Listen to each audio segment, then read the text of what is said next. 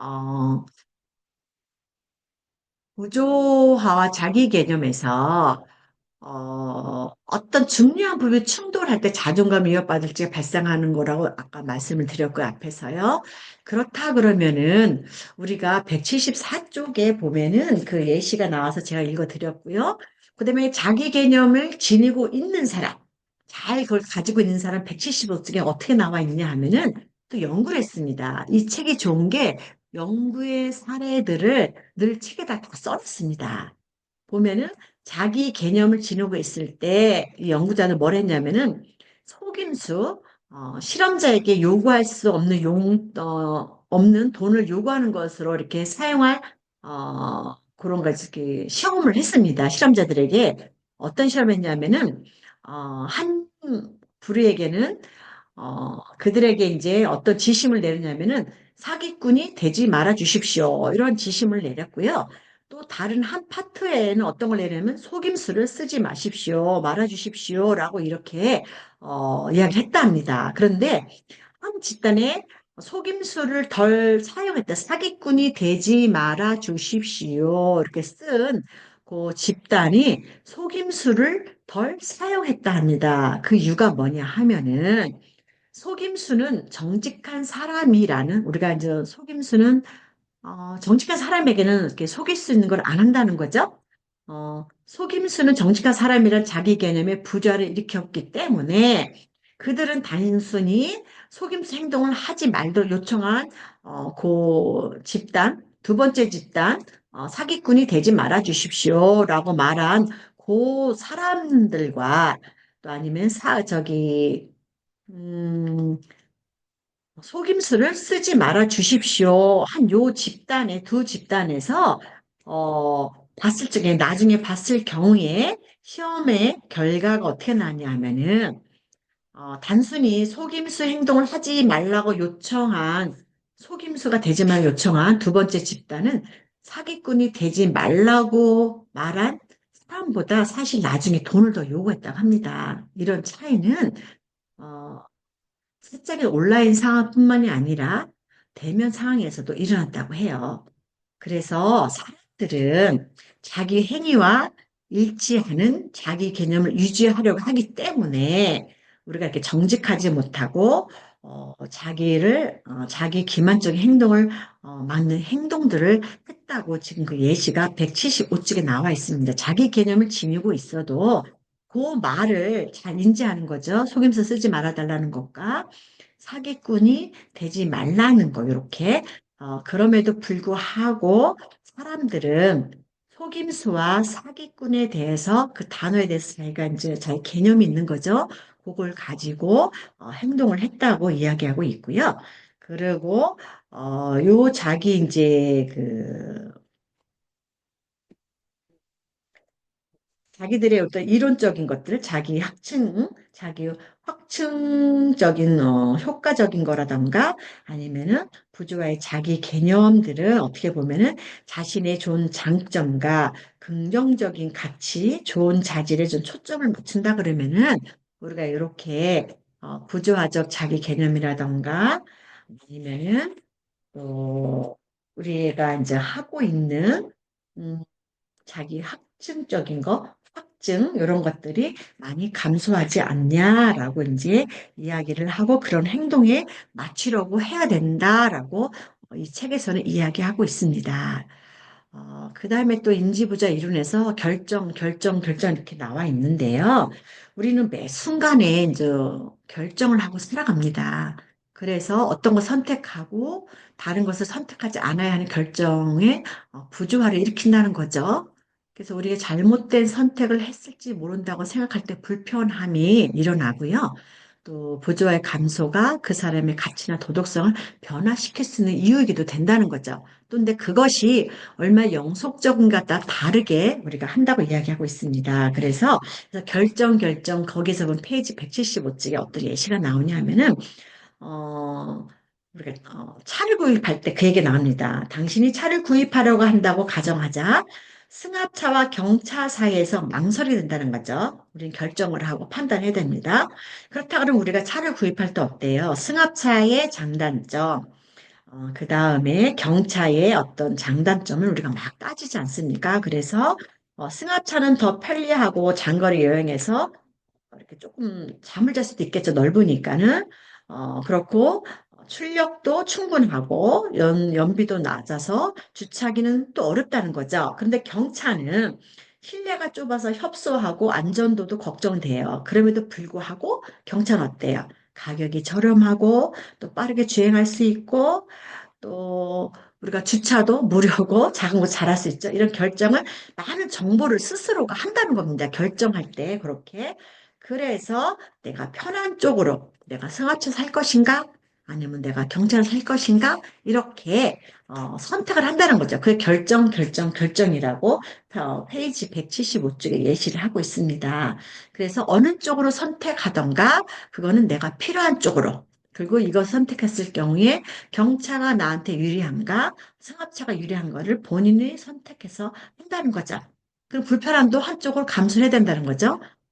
그러면서 만약에 경차를 선택했을 경우에는 협소하고 잠깐 누워 쉬는 것은 불편하지만은 연비가 또 이렇게 좀 좋고요. 또 이렇게 주차할 때 또 우선순위가 좋잖아요. 그리고 고속도로 할때 그 뭐죠? 통행료도 저렴한 거 아시죠?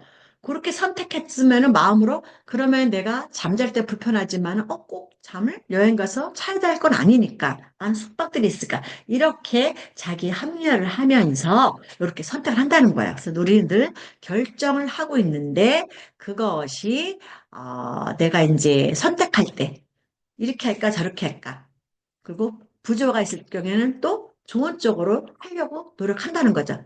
선택, 경차나 상업자에 따라 달라지겠지만은 그게 가치성의 변화를 자꾸 유지하기 위해서 우리는 그걸 따져본다는 거예요. 그렇게 얘기가 나와 있고요. 그 다음에 이제 부조화와 무남이 뇌라는 이제 이야기가 나와 있습니다. 아, 우리가 이제 페이지 180쪽에 예시가 잘 나와 있어요. 뇌의 부조화라는 보면은 180쪽에, 우리 주부들이 전자제품을 이제 살 때 어떻게 매력의 순위를 두느냐, 정하느냐, 그런 얘기가 나와 있습니다. 그래서 가전제품 선택을 해서 가진 후에는 우리가 선택하지 않는 제품에 대해서는 또 거기에 대해서 우리는 선택한 것을 유지하려고 한다는 거죠. 아까 차와 같이 내가 경차를 선택하든 사업자 선택하든 내가 밥솥을 쿠쿠로 할 것인지 또 뭐 있죠? 그러니까 내가 선택한 거에 대해서는 그걸 유지하려고 한다는 거죠. 저부터도 그래요. 약간의 다르게 이렇게 돼 있긴 하지만은 내가 선택한 것을 믿고 나가는 거지. 아니야, 그래도 내가 쿠첸이 좋고 쿠쿠 가져와. 그렇다 그러면 나는 쿠첸의 좋은 점을 내가 샀으니까 나는 이걸 나한테 딱 맞는 거 이렇게 해서 합리화를 한다는 거죠. 그런 것이 우리 이제 뇌에서 이제 그렇게 많이 행동하고 있다고 이야기하고 있고요. 그 다음에 이제 문화적인 거는요, 늘 얘기를 해요. 이제 우리 그 문화적인 거에서는 음, 많은 이제 인지 부조화가 발생하지만은 문화 차에 따라 달라진다는 거죠, 이제. 그리고 그거를 이렇게 감소시키는 것도 달라진다고 얘기하고 있습니다. 그래서 페이지 182쪽에 또 어떤 것이 나오는가 하면은 아, 여기서는 이제 우리 걸 한번 볼게요. 문화적인 게 뭐냐 하면은 외국 같은 경우에는 이제 미국에서는 이민자들은 청소년들의 문화적 가치가 잠깐 많이 충돌합니다. 우리도 충돌 많이 하지요. 그런데 이분들은 또래 친구들하고 비슷하게 자라기를 많이 바래요. 우리나라는 어떻습니까? 아이들 또래 친구하고 잘 자라길 바라지만은 우리는 어때요? 부모와 나와 비슷하게 우리 자녀가 자라기를 바라고 있습니다. 이것도 어떻게 보면 부조하지요? 문화적인 부조한 거예요. 외국은 굉장히 개인주의라 그 아이의 선택한 것을 많이 이렇게 맞춰주고 있는데 우리는 어때요? 부모의 어떤 그런 걸 따라오게끔 하는 문화가 저희 나라 문화잖아요. 그럼에도 불구하고 내가 못 배운 부모들은 어때요? 꼭 대학을 가고 뭐가 배우는 쪽에 계속 내가 못한 것을 네가 이뤄지기를 대리만족같이 하는 게 맞습니다. 이게 문화의 차이입니다. 그런 얘기가 지금 페이지 182쪽에 나와 있습니다. 문화적으로도 이런 부조화는 달라지고 있다라고 이야기를 하고 있습니다. 이제 그렇게 좀 보시면 될 것 같고요. 그 다음에 두 번째는, 크게, 두 번째는 일상에서 우리가 자기 정당화를 많이 한다는 거죠. 우리 선생님들은 어느 때 자기 정당화를 할까요? 다 다르겠지만은 일상에서 인지 부조화가 어떻게 작동되며 인지 부조화를 줄일 수 있고 건설적인 방법 무엇인가라고 또 질문을 던졌네요. 그래서 일상에서의 자기 정당화가 뭔가라고 이제 그 나왔을 때 보면은 연구자들이요, 인지 부조화의 감소의 여러 형태와 많은 일상 장면에서 그것들을 많이 연구하는 게 이분들의 일이셔요. 그래서 연구했을 경우에 첫 번째 노력의 정당화라는 이야기를 많이 하고 있습니다. 일상에서의 자기 정당화 중에서 노력 정당화가 있습니다. 노력 정당화가 무엇이냐 보니까는 사람들이 뭔가를 얻기 위해서 노력한 것에 대한 호감을 증가시키는 경향성을 우리는 노력의 정당화라고 이야기를 하고 있습니다. 단어가요. 그래서 또 예시가 또 나와 있습니다. 음, 그 밑에 노력 정당화의 개념에서 보면은 당신이 많은 노력 끝에 어떤 특정의 동호회를 가입했는데 막상 그 동호회를 들어가 보니 별 볼 일 없고 별로 재미가 없는 거예요. 즐겁기도 하고 많은 사람들이 자기 자랑하는 것 같고 이렇게 된다는 거죠. 그러다 보면은 내가 여기에 동호회를 왜 내가 이렇게 오려고 그렇게 노력을 했지라는 생각이 든다는 거죠. 그러면서 우리 스스로 내가 어리석다거나 뭐 이런 것을 느낄까요? 아니면 내가 똑똑한 사람이어서 가치 없는 것에 얻기 위해 그렇게 열심히 노력하지 않은 것일까? 또 이런 거 심리적인 부조화를 일으킨다는 거죠. 내가 여기까지 동호회를 왔는데 내가 원하는 동호회는 이러이러한 동호회인데 막상 가면 그렇지가 않은 거예요. 그다음 내가 이런 것에 이렇게 오려고 내가 노력했는가? 또 그런 게 생각나는 거죠. 그런 부자적 심리적 부조가 일으킨다고 이야기하고 있습니다. 그래서 그 동호회와 동호회 멤버들이 뭐 더 재밌고 좋고 막 이렇다 하면 내가 가치를 스스로 이렇게 나는 동호회 잘 들어왔어라고 이제 가치를 확산시키는 방법을 찾게 된다는 거죠. 그게 노력 정당화의 개념이라는 거예요. 또 어떤 사람은 너무도 지루한 이 동호회가 너무 보잘것이 없어. 그럼 내가 그 동호회를 계속 갈 것인가? 안 갈 것인가? 또 활동을 바꾸겠죠. 그 어떤 사람은 그 지루한 사람과 보잘것없는 동호회라고 생각하는 어떤 그 장점을 또 찾으려고 하는 사람도 있을 것입니다. 그래서 우리 사람들은 사람과 사물을 좋게 보려고 하면서 애매한 것들을 좋은 쪽으로 해석하려는 어떻게 보면 그거를 이제 입으로 발소 안 하는 사람과 또 하는 사람의 차이가 있겠죠. 선생님들은 어느 쪽이세요? 저는 제가 왔던 동호회가 예를 들어서 내가 너무 이렇게 기대를 커서 왔는데 내가 원하는 쪽에 이렇게 동호회가 아니다라고 한다 그러면 저는 그냥 제 성격상 내가 이 동해를 탈퇴해야지. 뭐 이러지는 않을 것 같아요. 그냥 내가 선택한 거에 대해서 저도 정당합니다. 제 스스로, 그래, 내가 그래도 여기를 오고 싶었고, 분명히, 이것만이 아니라 같이 하다 보면 내가 분명히 별 것도 있을 것이고, 좋은 점도 있을 것이야. 라고 저는 그렇게 해석하고 그 동호회에 머물러 있을 것 같습니다. 제 성격은 그렇습니다. 그래서 우리 선생님들은 어떻게, 이렇게 됐을 때 자기 정당화를 하고 계실까요? 우리가 오프라인에서 만났다 그러면 많은 이야기를 주고받았을 것 같습니다. 샵에서 일어나는 많은 일들, 사례들을 이야기하면서 내가 했던 행동들을 이야기하면은 굉장히 재미있는 수업이 됐을 것 같은 느낌이 많이 듭니다. 노력 정당화 중에서 요 그림이 우리 페이지 183쪽에 나옵니다. 음, 요 그림은 아프리카 동쪽에 이제 섬나라에 있는 그쪽에서 이제 관찰 연구에서 이제 봤던 건데요. 매년 타이푸삼이라는 힌두교 축제에서 고난의 크기가 다른 두 가지 의식이 열린대요. 거기서는 그래서 고난이 적은 의식을 노래하고 집단적으로 기도하는 의식이고 또 가혹한 고난을 카바디라고 부르는 의식이 있는데 가혹한이라는 표현을 요 그림에서 나온 겁니다. 그래서 어, 등에다가 이렇게 바늘이라던가 이제 갈고리 이런 것을 꼬챙이들을 피어싱을 한 참가자들이 여러 시간 동안에 그들의 피부에 달려 있고 갈고리가 무거운 어떤 그런 것을 이렇게 몸에 들고 이렇게 몸에다 이렇게 지니고 선을 올라가는 그 행사가 있다 합니다. 이거가 힌두교 축제 중에서 카바디라고 부르는 건데요.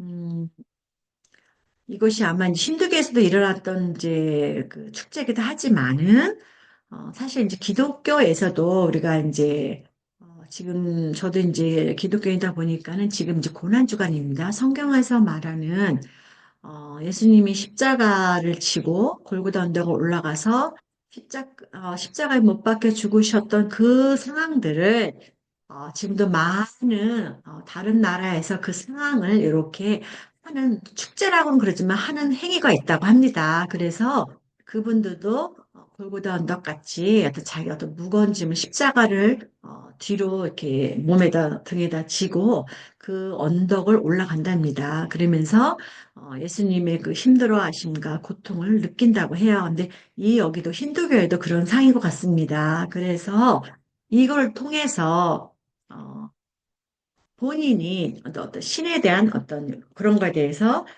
느끼는 거죠. 이런 걸 갈고리를 내가 몸에다 지고 갈 때 이것이 얼마나 아프겠습니까? 우리가 느낄 때.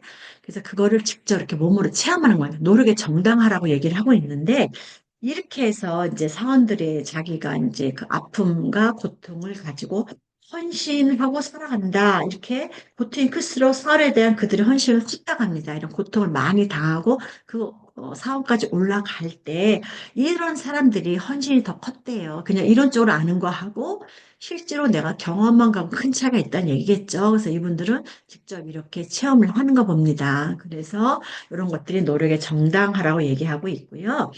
음, 한번 보겠습니다.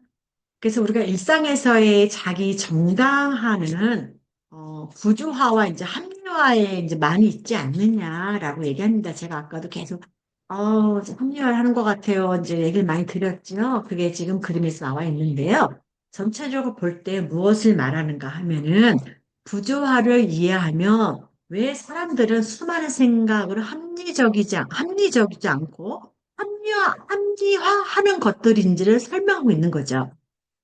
합리화하려고 하는 것이 아니라 합리화 시킨다는 거죠. 저희도.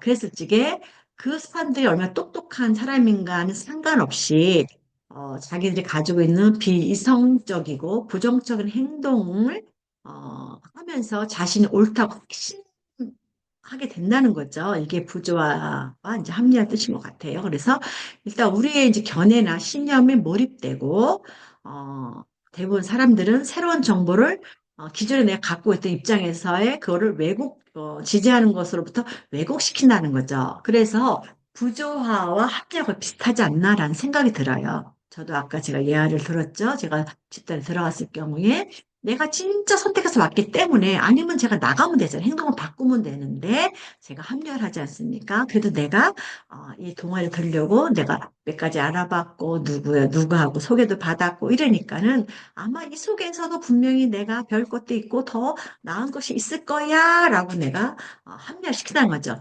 조화롭지 않고 조화가 깨졌음에 불구하고 부조화를 하면서 합리화를 하면서 내가 그 동호회에서 이렇게 제가 하고 있겠지요. 그 얘기를 드렸습니다. 그러니까 우리는 일상에서 요 사회 심리학이 사실 우리가 다 일상에서 우리가 하는 일들이에요. 단지 조금 어렵게 느껴지는 것은 이렇게 단어로, 연구해서 단어로 표현한다는 그거 때문에 그렇습니다. 그래서 우리가 이렇게 뭐 정당하냐, 뭐 부조하냐, 뭐 이런 얘기가 알고는 있지만은 이런 상황이구나. 그래서 제가 예시를 많이 읽어주는 이유는요. 알고 있는데 언어로 표현하기 힘드니까 예시를 하면 우리는 바로 알아듣지 않습니까? 그래서 제가 그래서 이렇게 예시를 계속 읽어 드립니다. 책에서 그렇게 보시면 될 것 같고요. 그래서 일상에서의 자기 정당화에서 보면은 외적으로 정당화하는 것도 있고요. 또 내적으로 정당화하는 것도 있다고 얘기합니다. 그래서 페이지 184쪽에 보면은 외적 정당화 대 내적 정당화라는 얘기가 나오면서 뭐가 나오냐면은 우리가 충분한 외적 보상 때문에 어떤 행동을 했을 때 그 행동은 자신의 태도나 신념에 거의 영향을 미치진 않는데요. 외적 보상 때문에 했을 경우에는 근데 그 보상의 그 행동이 정당화하기에는 충분하지 않지만은 자신의 행동에 대한 외적 정당화 거의 없기 때문에 우리는 부조화를 또 경험한다고 합니다. 그래서 어, 외적 정당화는 뭐냐면 개인이 밖에 있는 이유로 부조화의 행동을 설명하는 거라는 거죠. 큰 보상을 받기 위해서 혹은 처벌을 피하기 위해서 내가 정당할 때는 외적 정당하고요. 내적 정당화 같은 경우에는 자신에 관한 것을 바꿈으로써 부조화를 감소시켜야 한다는 거죠. 자신의 태도와 행동을 아까 저같이 이렇게 어, 행동을 동호회를 떠나지 않았지만은 내가 가지고 마음의 태도를 바꾸는 거죠. 이렇게 그 내적 정당하고요. 또 하나는 역태도적 주장이라는 맛이 나오는데요. 그것은 자신이 개인적 태도에 반하는 의견과 태도를 진술하는 거래요. 역태도적인 주장이고요. 이렇게 예시가 좀 많이 나와 있습니다. 그래서 그 예화가 뭐가 있냐면은 184쪽에 예시가 당신 친구 제니 당신에게 비싼 옷을 보여주면서 친구야 이 옷 어때? 라고 이제 물어봅니다. 그런데 실은 그 옷을 입은 그 친구가 별로 예쁘지가 않은 거예요. 그렇다면 우리 선생님들은 어떻게 할까요? 성격에 따라서, 야, 너 그거 너무 너한테 안 어울리는 것 같아서 환불을 해. 라고 조언할 수도 있고요. 아니면은 그 사람이 또 한 번을 바꿔서 왔는데 또 이번 또 마음에 안 드는 거예요. 그렇다면 우리 선생님 또 어떻게 이야기를 할까? 그 사람에게.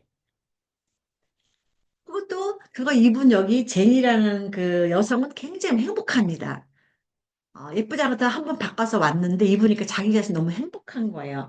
그런 모습을 보고 나고 또 옷도 비쌌고 그렇다면 우리는 어떻게 그 친구에게 이야기를 할까요? 선생님들은 자신의 생각을 말하면서 그녀가 입고 있는 옷을 다시 바꾸게끔 하실까요? 아니면은 그 제니라는 친구가 그 옷을 너무 입고 행복해 하니까 그냥 그래 예뻐라고 얘기하고 지나가실까요? 지금 그 얘기를 하고 있습니다. 예시에서는. 그래서 거짓말하는 것도 우리가 때로는 어떻게 보면 하얀 거짓말, 착한 선한 거짓말을 얘기하죠. 조화를 이룬다는 생각을 들 때가 있어요. 그렇지만은 사실은 그 친구에게 어떤 그런 정확한 얘기를 해주지 않는 이유는 뭐예요? 그 친구에게 너무 행복한 그 친구의 그 마음을 우리가 알기 때문이거든요. 그래서 거짓말에 대해서도 우리가 충분히 외적으로 정당화를 할 수 있다라는 그 이야기가 페이지 184쪽 이하에 나와 있습니다. 우리 선생님들 책 있으면 한번 이렇게 읽어보셔도 괜찮을 것 같습니다. 음, 다음에요. 선생님 계속 이야기하려니까 선생님도 좀 힘드시죠? 조금만 네, 더 하고 이제 끝내도록 하겠습니다. 음, 우리가 이제 자기 정당할 때 처벌과 자기의 설득이라는 것이 있습니다. 이것은 뭐냐면은 어, 여기도 또 이제 예시가 많이 나옵니다. 사람을 변화시킨 또 다른 방법은 여기서 예시가 뭐냐 하면은 제가 이걸 먼저 읽어드리면은 처벌과 자기 설득이 무엇인지 이렇게 나올 것 같습니다. 여기에서 어, 뭘 우리 이제 그 연구를 했냐 하면은 페이지 187쪽입니다. 여기 이제 아모스라는 이제 그 연구자가 이 책을 쓴 사람이기도 합니다. 이분이 어떤 연구를 했냐 하면은 어, 어린아이들에게 아이들이 좋아하는 장난감을 갖고 놀고 싶은 마음을 바꿔보기로 했답니다. 제가 좋아하는 장난감이에요. 그런데 한 아이들에게 장난감의 매력도를 그 좋아하는 장난감에 대해서 막 이렇게 평가하도록 하는 연구를 해봤는데, 아이들이 가장 매력적이라고 생각한 장난감을 가리키면서 그거를 갖고 놀지 못하도록 한다고 이렇게 연구를 했습니다. 아이들이 너무 좋아하는 게 있어요. 인형이다. 그러면 인형을 갖고서 오늘은 이걸 가지고 놀면 안 돼. 라고 이제 이렇게 예시를 합니다. 그 다른 또 절반 친구들에게는 그걸 또 보여주면서 이 친구들에게는 이거를 갖고 논 친구에게는 약간의 처벌을 할 거야. 라고 위협을 커졌다고 합니다. 그럴 때, 어, 그 처벌을 위협을 받은 친구와 그냥 이거 갖고 놀면 안 돼라고 이제 했을 경우에 처벌과 자기 설득이죠. 그랬을 때 결과가 어떻게 나왔냐면은 그 장난감을 처음에는 아이들이 이제 이거 갖고 놀면 안 돼라고 했을 경우에는 그 친구들이 갖고 놀고 싶은 그런 욕구가 많이 있었지만 그 유혹을 뿌리쳤다고 합니다. 그리고 다른 친구는 요거 늘면 처벌을 할 거야. 그리고 약간 협박을 했던 친구들도 마찬가지입니다. 그런데 얘들이 나중에 이렇게 했을 적에 너희들의 마음이 어땠어? 라고 이제 평가를 물어봤을 적에 아이들 대답이 이렇습니다. 처음에 모든 아이들이 금제 장난 갖고 놀기를 원했어요. 나 저거 정말 갖고 놀고 싶었어요. 내가 좋아하는 거니까. 그리고 유혹하는 것도 내가 참았어요. 라고 이렇게 참았지만 그걸 갖고 놀지 않았다라고 자꾸 정당하게 들어가는 거지요. 그러면서 이 아이들의 부주화를 경험하는 거예요. 놀고 싶었지만은 선생님 놀지 말라고 했고 또 한 파트에서는 이거를 갖고 놀면은 너희들이 약간 처벌할 거야 라고 이제 약간 협박을 한 거죠. 그렇다면 나중에 아이들이 결론에서 놀고 싶었지만은 아이들의 결론이 이렇습니다. 장난감을 회피한 것에 대해서 정당화를 하는데 뭐냐 하면은, 어, 장난감 갖고 놀지 않는 이유를 또 물었더니, 나는 그거를 별로 좋아하지 않아요. 내가 좋아하는 줄 알았는데, 나는 그 장난감을 별로 좋아하지 않아요. 라고 그렇게 자기 정당을 했다는 겁니다. 그래서 처벌과 자기 설득에서 사람을 변화시키는 또 다른 방법, 금지 장난감 실험에서 보듯 엄한 처벌을 사용하는 것이 아니라 불충분하거나 한 처벌을 사용하는 것이라 합니다. 그랬을 때 위험이 덜 하고 보상이 적을수록 그 사람의 외적으로 오는 정당화, 선생님 이거 갖고 놀면 안 돼, 갖고 놀면 혼날 거야, 이런 것들이 외적 정당화가 좀 작아졌다 그래요. 그걸 만약에 크게 이거 하면은 뭐 이렇게, 뭐 이렇게 처벌할 거야, 이랬으면 더 했을 것 같아요. 그래서 그렇게 했을 경우에 애들이 내적 정당화 욕구가 커졌다고 합니다. 그래서 자기 설득은 처벌을 피하기 위한 일시적인 복종보다는 내면화에서 더 오래도록 지속하게끔 했다. 이런 연구 결과가 있다라고 페이지 188쪽에서 이야기하고 있습니다. 어, 여기에 보면 약간 또 그림이 또 책에 나와 있어요. 이번에 이제 친구가 이제, 어, 부모가 이제 요 아이들에게, 부모는 한 아이가 다른 아이를 괴롭힐 때, 우리 형제자매 이런 거 많지요. 괴롭혔을 적에, 당장 못해도 개입할 수는 있어요. 그러나, 미래의 아이들 컸을 때 이런 일이 다시 일어나지 않도록 하는 방법은 무엇일까라는 질문으로 이 사진을 넣어놨습니다. 이럴 때 우리 선생님들은 어떻게 할까요? 우리 자녀들이 남매도 싸우기도 하고 같은 형제가 싸우기도 하고 자매도 싸우기도 합니다. 이럴 때 우리 선생님들은 어떻게 이 아이들에게 우리 선생님들은 처벌과 또 아이들의 자기 설득을 어떻게 하실까요? 이 그림을 보시고 한번 생각을 해보시면 좋을 것 같습니다. 또 이제 일상에서 자기 정당화가 뭐가 뜨냐면 유선의 패러다임이라는 것이 있습니다. 요 유선의 패러다임이 뭐냐 하면은 다른 사람의 자신의 행동과 다르게 말하도록 만든대요. 자신의 행동과 다르도록 아마 앞에서만 여기 형제도 싸울 때 분명히 얘기할 거예요. 어, 동생이 너무 말을 안 들어서 너무 말을 안 듣고 내 말에 또박또박 대답하니까 나는 얘를 줘박는 겁니다. 참 나는 동생을 사랑합니다. 뭐 이런 식으로 얘기를 하겠죠. 그런 방법인데 여기서는 이제 이선의 패러다임에서 또 이제 어떤 얘기가 나오나 하면은요. 음, 음, 페이지 189쪽에 좀 예시가 좀 나와요. 88쪽 말고 89쪽입니다. 유선 패러다임에서 무엇이 나오냐 하면은 어, 자기 정당화를 이해하면은 놀라운, 때로는 웃기는, 때로는 이렇게 경각심을 주는 유선 행위를 설명하고 있습니다. 그랬을 때, 인기 있는 한 수상이 동성애를 가지고 비난을 하지만 자신이 게이의 연인이었다 합니다. 이럴 때, 저기 정치인은, 어, 인기 있는 수상한 이 사람은 자기가 정치를 많은 사람들을 주목받았을 적에 매출에서 반대적인 캠페인을 벌이고 후원했다 합니다. 근데 정작 자신은 비싼 콜걸들이 있는 현장에서 좀 붙잡혔다고 해요, 나중에. 그러니까 이 정치인 같은 경우에는 유선적인 거죠. 자기가 어떤 동성에 대해서 강력하게 비난했고, 또 자기가 이제 그 사람들에 대해서 안 좋다고 얘기하고 이렇게 했음에도 불구하고 본인은 뒤로는 그 반대했던 매춘들, 이런 사람들을, 뒤로 불러서 콜걸들을 이렇게, 만났다는 거죠. 그래서 그것 때문에 그 콜걸들하고 어떤 관계를 해서 그 현재 잡힌 사람 이야기가 유선 패러다임에 나옵니다. 그러면서 어떤 여자 상대방의 바람 때문에 그와의 관계를 청산한다며 자신은 어떻게 하든 똑같은 외도할 생각을 하지 않아야 된다는 거죠. 그죠?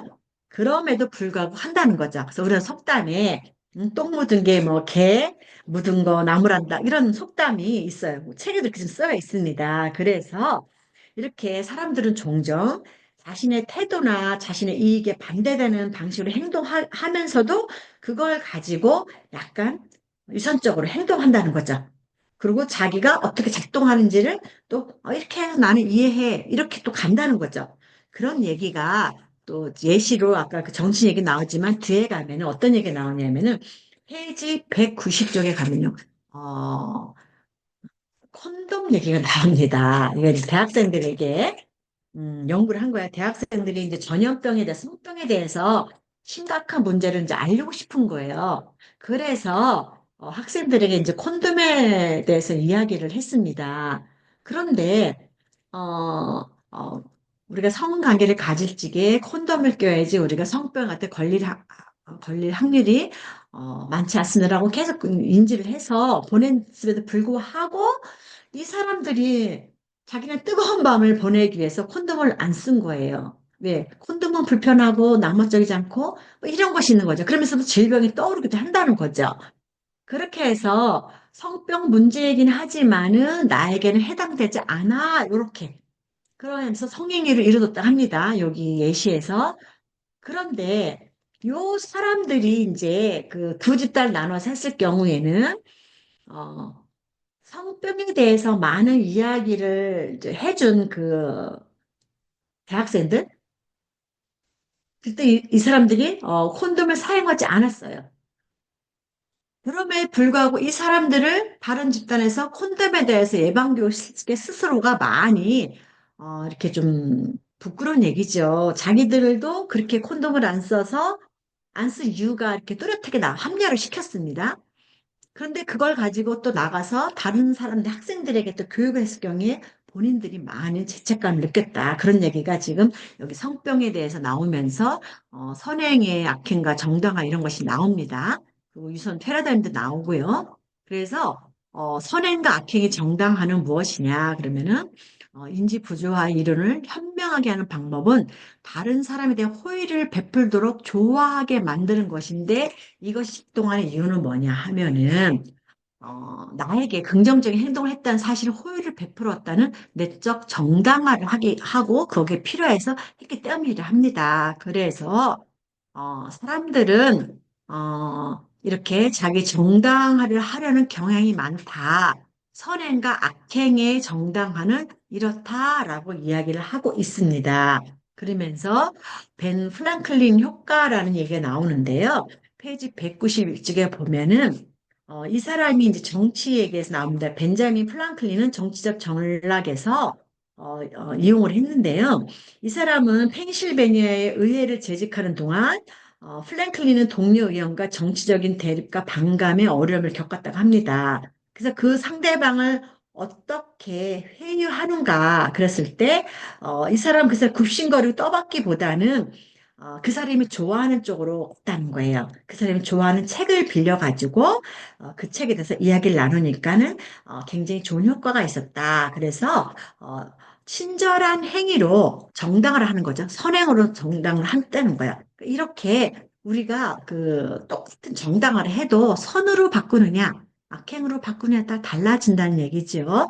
그런 얘기가 지금 오늘 우리 그 챕터에서 나오고 있습니다. 음, 그렇다면 우리가 이런 실수로 배우는 또 이제 교훈이 있겠죠. 그래서 부조화가 감소가 우리 사람들 부정적인 가치와 행동을 공고해 줄 때 그것은 반생산적이기도 되지만은 우리가 이렇게 작은 사이비 종교나 신도들로부터 국가 지도자에 이르기까지 모든 사람들은 어떤 정당화를 많이 하고 살아간다라고 이야기를 하고 있고요. 그래서 인간의 부조화에 감소시키는 동물이라는 사실을 알면서도 그거를 과정에서 더 자각할 필요가 있다는 거죠. 그래서 우리 자신의 가치에 반하여 행동을 하고 또 불편함을 또 느낄 때 그걸 의식적으로 자기 정당화를 멈추고 자신의 행동을 되돌아볼 수 있을 때 그래서 실수가 어떻게 보면 나에게 큰 교훈이 된다는 얘기죠. 자기 정당화가 좋은 쪽으로 정당화 가기를 원하면서 또 선하게 정당화를 추구하고 또 이런 것들을 볼 때 우리가 실수들을 배우는 것이 있다는 겁니다. 그래서 아까 처음에 말한 것 같이 집단 자살의 배경에서 이렇게 되어 왔지만은 그런 상황들이 많은 경우를 미리미리 준비하고 이런 해서 해상을 못 보았지만은 거기에 따라서 우리가 이렇게 비효율적인 사고로 가서 그 상점 주인에게 바꾸고 있는 이런 자신의 모습. 그렇다 그러면은 우리 이렇게 늘 합리화를 하고 살아가고 있다는 거죠. 그래서 우리가 그런 걸 좀 더 배우려고 그러면은 마지막으로 이 부조화를 극복하기 위해서는 우리는 자기 개념을 보호하고자 하는 열망이 종종 있다고 해요. 그래서 실수도 하고 그렇습니다. 그렇지만 그 실수로 배울 수 있는 기회를 이렇게 눈을 감아버리면은 실패를 덮어버릴 확률이 많다는 거죠. 그래서 우리는 자기의 정당화 가정의 무의식이지만은 우리 행동을 정당화하는 경향이 있고 또 자신의 생각을 검토하기 시작할 때 내가 지금 너무 내가 합리하고 있네. 내가 인정할 수도 있다는 거죠. 인정해야 할 필요도 있다는 겁니다. 인정을 할 때, 인정을 쉽지 않은 사람들이 자존감 높은 사람 이야기하고 있어요. 자기의 틀이 너무 강한 사람들이죠. 그래서 우리는 그런 실수를 통해서 내가 인정할 때, 그 스스로 자기를 검토할 때, 자각할 때, 우리는 부조화를 극복할 수 있다라고 이야기하고 있고요. 또한 우리의 실수를 인정한 것을 책임을 져야 한다는 것이죠. 실제로 인정하고 책임지는 것이 사실 더 쉽습니다. 그럼에도 불구하고 그걸 안 하고 상대편을 탓을 하고 또 그거를 갖다가 내가 바꾸려고 태도를 바꾸려고 하지 않고 나의 사고를 바꾸려고 하지 않을 때 어때요? 볼 때는 자기가 편하게 이긴 것 같아도 사실 이긴 건 아니죠. 왜냐면 우리가 그런 거를 잘 인지하고 자기의 성향을 잘 파악할 때 그 사람 우리가 말하는 저 사람 인격이 참 된 사람이야. 저 사람과는 내가 어떤 이야기를 해도 참 내가 기뻐. 이렇게 된다는 거죠. 그런데 우리는 그걸 갖다가 자꾸 이렇게 덮으려고 하고 또 그걸 갖다가 합리화하면서 해나갈 때 우리는 소통할 수 있는 기술을 많이 빼앗긴다는 거죠. 그래서 우리 이제 고객분하고도 마찬가지고요. 저는 남편하고도 마찬가지입니다. 때론 이제 인정을 많이 해요. 저도 이제 예전에는 좀 젊었을 때는 저도 막 이렇게 뭐 합리하게 바빴습니다. 뭐 당신이 뭐라 그러면 거기다 막 내 얘기를 하는 거예요. 내가 뭐 이렇게 했고 이렇게 했음에도 불구하고 그럼에도 불구하고 괜히 감정이 상한 거예요. 이겨먹으려고 하니까. 그런데 조금 지나고 제가 몸이 많이 이제 아픈 작년을 보내면서 겪고 나니까 그것만이 해결 방법이 아니라는 거죠. 사실 내가 저도 지는 게 아니고 이기고 있더라고요. 그래서 우리 선생님들도 지금 많은 것들의 일을 하고 계시지만은 좀 건강을 잘 챙기셔서 했으면 좋겠고요. 자기의 잘못들을 때로는 정당화, 할 때, 합리화할 때, 부조화로 합리화할 때, 어, 사람 관계에서는 그게 지금 순간에는 내가 이긴 것 같고 내가 어, 그렇지만은 미래를 바라볼 때는 그것이 옳은 것만은 아니라는 거죠. 내가 손해를 본 것 같았는데 그 후로 오시는 그 고객분이라던가 저기 남편이 나한테 행한 행동은 더 좋게 배로 온다는 거죠. 그래서 우리가 선하게 어떤 그 영향력을 끼치는 것이 필요하지 않을까라는 생각이 들고요. 또 아닐 때는 빨리 내가 행동을 바꾸고 사고를 바꾸고 수정할 때 그렇게 노력할 때 우리는 부조화를 우리의 또 이제 합리화를 극복할 수 있다라고 이야기를 하고 있습니다. 그래서 오늘 우리가 챕터 6에서는